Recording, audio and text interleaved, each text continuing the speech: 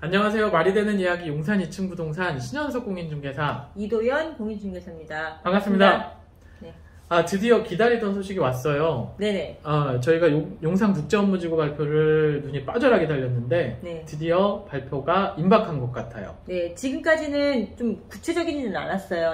그냥 전자상가하고 같이 연계해서 개발을 하겠다라고만 얘기를 했었는데 이젠 좀 가시화된 것 같아요. 오늘 기사를 보니까 한번 좀 짚어봐 주시겠어요? 네, 용산국제업무지구는 사실 정비창 부지를 재개발하는 건데 네. 개발하는 건데 그 서울시장 입장에서는 미래 먹거리를 여기다 다 넣겠다라는 거죠. 네. 뭐 금융이라든지 그 각종 4차 산업의 선두 업체, 글로벌 기업을 유치할 수 있는 공간을 만들자. 네. 근데 오늘 얘기 들어보니까 미래형 도시를 또 청사진으로 삼았네요. 그렇죠. 네, 요즘에 뭐 현대차에서도 미래 먹거리를 보겠다라는 UAM, 네, 도심 항공교통, 네. 그다음에 또 자율주행차, 네. 이런 것들이 다니는 우리 공상과학 영화에서 보던 그런 공간이 여기에 펼쳐질 것 같아요. 네, 아직 저는 상상력이 좀 부족한 편이라서 많이 와닿지는 않는데, 네. 네, 지금 뭐 미래형 도시라고 하니까 솔직히 좀 어떻게 변할 것인지 기대는 좀 많이 되는 편이에요. 근데 네. 생각보다 발표가 늦어졌는데 네. 왜 그랬을까요? 아무래도 이제 주택 공급에 대해서 국토부하고 서울시하고 좀 의견이 팽팽하게 대립이 됐던 것 같기는 해요. 물론 그리고 또 미래형 도시다 보니까 이 지하를 어떻게 개발을 할 것인가에 대한 좀 보완점도 이제 할 것들이 많고 그렇죠. 두 가지 큰 쟁점이 있었던 걸로 알고 있습니다. 네. 맞아요. 서울시는 이 국제업무지구의 개발 취지, 네. 개발 취지를 놓치고 싶지 않아 했어요. 네네. 그래서 최대한 주택수를 줄이려고 했고, 네. 국토교통부는 주택 공급의 필요성을 주장하면서 1만 가구 이상은 넣어야 된다 네. 라고 하는 게 사실은 쟁점이었는데 아마 중간적인 입장을 좀 찾는 것 같아요. 그쵸. 기사 그대로 보면 전자상가 부지 등 정비창 내외부 주변 면적도 포함해서 네.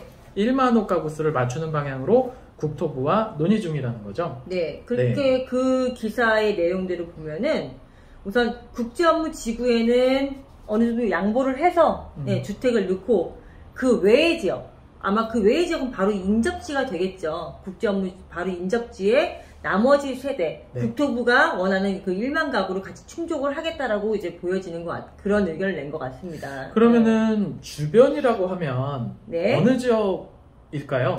우선 인접지죠. 원효로 3사가 신계동, 용문동 쪽이 제일 유력지가 아닐까 싶어요. 나머지 지역은 솔직히 인접지라고 볼 수는 없거든요. 네. 근데 지금 제가 알기로는 주변 지역의 용도 지역이 2종 일반 주거 지역인데 네. 과연 이 용적률 가지고 지금 서울시가 원하는 주택 공급이 가능할까요? 힘들죠. 어렵죠. 네네, 네. 어렵죠. 200%니까. 그러면 그 서울시 혹은 국토교통부에서 이 주변의 용적률을 임의대로 올려줄 수는 없을 것 같아요. 아무래도 형평성에 어긋나죠. 뭐 인접지라고 해서 그렇게 뭐 법의 테두리에서 벗어나서 올려줄 수는 없으니까. 네. 네. 그러면 법의 테두리 안에 들어가게끔 해서 용적률을 상향을 시킨다면 또 어떤 방안이 있을지 한번 보면 좋을 것 같아요. 네. 그래서 제가 생각했어요. 상상을 한번 해보기를. 네. 우리 지금 제가 좋아하는 역세권. 네. 역세권 개발에 대한 기준이 있잖아요. 네. 네, 서울시 조례로 여기 말씀해 주세요. 네, 서울시 조례로 정해져 있는데 기존에 있는 역에서 뭐 250m, 350m, 250에서 350. 네, 그 이내에 있는 그 지역을 개발할 때 네. 용적률을 준주거에 준하게 준주거에 준하게 네, 500%까지 올려줄 수 있는 500%까지. 네, 조례가 있는데 그러면 아까 말씀하셨던 지역, 뭐 원효로 3사가라든지 뭐 신계동이라든지 이 지역이 역세권 개발에 관한 요건을 갖출 수 있는지. 노후도는 충분하다고 봐요. 네. 네, 충분하다고 보고 주민들도 이제 여기 지역이 개발되는 거에 대해서는 뭐 충분히 동의를 하고 있는데 네. 아까 말씀하셨던 것처럼 지금 5,000세대 이상이 필요하거든요. 그렇죠. 그렇다면 종상향이 필요한 것인데 이렇게 역세권으로 만약에 종상향을 할 수 있다면 지금 기존에 아마 원효로 3가가 얘기 들었을 때는 한 2,000세대 가까이 이제 나올 수 있다면 네. 그 종상향 하면 4,000세대 이상은 나오지 않을까라고 그렇죠. 생각을 해요. 그럼 이제 방법 어떻게 하면 그 5,000세대를 국제업무지구 인접지에서 할 수 있는지 방법론적인 것을 한번 말씀을 해주시죠. 네, 네. 어디까지나 상상이지만 제 상상이 현실이 됐으면 좋겠는 게 네. 지금 여기 용산역에는 신분당선 연장이 예정돼 있어요. 우선 고강동 들어올 거고 네. 민족공원역 들어오고 용산역까지 이어지죠. 그렇죠. 네. 그럼 용산역이 그 더블 역세권이 되는 부분인 건데 네. 그 역사의 위치를 좀 조정을 한다 그러면 뭐 이 노선이 이쪽으로 연장이 돼서 넘어간다라는 부분에 대해서는 다 알고 있지만 그 역의 위치를 조정을 하면 그 요 조례상 그렇게 돼 있거든요.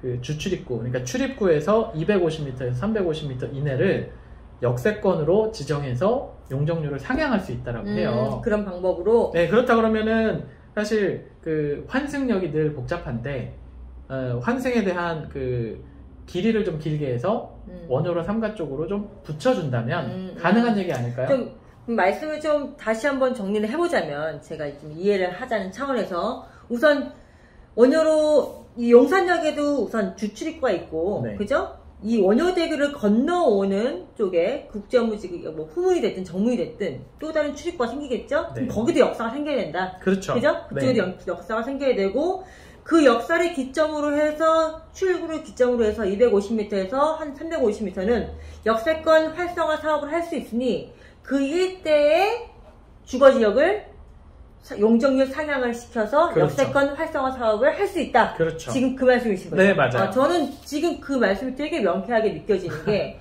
우리가 솔직히 2000세대까지는 어떻게 해볼 수 있겠지만 그 주변 지역에서 원효로 3가 용문동, 뭐 신계동까지 다 합쳐서 해야지 아마 뭐 이것을 만족하는 세대수가 나오겠죠. 그것이 아니라 만약 일부분에 대해서만 한다면 종상향을 해서 할 수 있는 방향으로 했을 때 지금 대표님 말씀하신 것처럼 역세권 활성화 사업을 진행하는 것이 제일 좀 합리적이라고 볼 수는 있겠네요. 그러면 원효로 3사가는 네. 이제 신분당선 역사가 가까워오면 역세권까지 되는 거네요? 그렇죠. 원효로 3사가는 솔직히 국제업무지구에 인접해 있기 때문에 이게 더 가치를 발휘하는 거거든요. 네. 국제업무지구가 정말 멋있게 개발이 되면 원효로 3사가의 그 가치는 우리가 상상하는 것을 더 뛰어넘을 것이고 원효로 3사가 일대의 그 재개발뿐만이 아니라 우리가 또 집중해서 봐야 될 것은 용산이 어떻게 개발이 됐느냐에 따라서 우리나라의 경제 지도가 바뀔 것이고 전 세계가 주목하는 그런 도시가 될 거라고 저는 감히 단언을 해드릴 수 있어요. 이제 진짜 나올 거예요. 네네네. 진짜 발표될 맞아요. 건데 네. 아마 명절 앞두고 네. 발표하고 네. 그 발표 내용을 가지고 시민들이 어떻게 생각하는지 피드백을 받을 건데 저희도 관심 있게 지켜보면서 네. 그 내용 나오면 다시 한번 소개하는 영상으로 네. 돌아오겠습니다. 너무 기대가 됩니다. 네. 네. 그때까지 자 여러분들 건강하세요. 고맙습니다. 감사합니다.